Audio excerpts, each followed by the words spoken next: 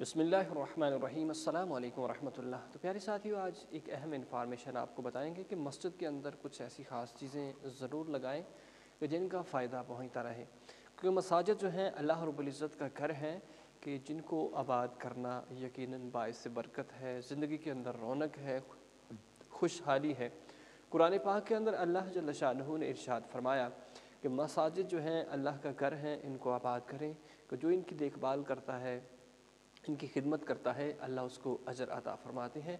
तो सबसे पहला काम कुछ ऐसा कीजिए कि कुछ ख़ास दुआएं सुबह के अज़कार, यानी कि ये बहुत ही प्यारी दुआएं हैं। ये जो लिखा हुआ है पूरा पोस्टर, इसके ऊपर तकरीबन 20 दुआएं ऐसी लिखी हुई हैं कि जिनको पढ़ने से, याद कर लेने से इंसान को बड़ा फ़ायदा पहुंचता है।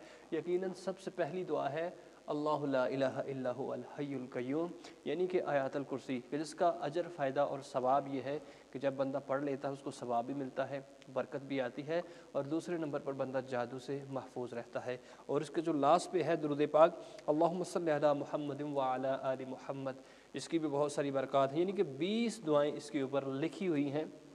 इनको आप याद करें, और इनको याद करते जब मस्जिद में बंदे आते हैं तो सुबह सुबह के वक़्त इनको ज़रूर बंदा पढ़ता है और इससे फ़ायदा हासिल करता है।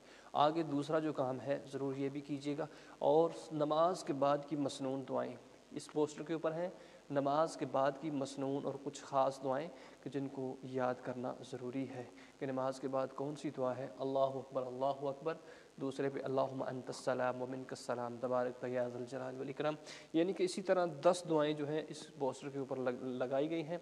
आप इनको भी याद करें और इनको भी याद करके पढ़ा करें, इंशाअल्लाह बहुत ही ज़्यादा। इसके ऊपर भी दुआएं लिखी हुई हैं, इनको याद कर लें, इंशाअल्लाह इसका भी आपको फ़ायदा मिलेगा।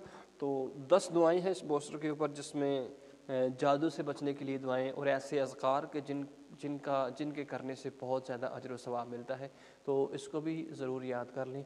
और जो तीसरा नंबर है, तीसरे नंबर पे लास्ट पे जो है ये घड़ी है, इसको ज़रूर लगाइए, ताकि ये हर नमाज का जो वक़्त है उसको बताती रहती है। जब भी कोई नमाज का टाइम दाखिल होता है, इशराक का टाइम, उसके बाद चाशत का, अवाबीन का, तहज्जुद का, और उसके बाद जो है यानी कि जिन औकात के अंदर नमाज नहीं पढ़ी जाती वो भी टाइम बताती है। तो ज़रूर प्यारे साथियों, आप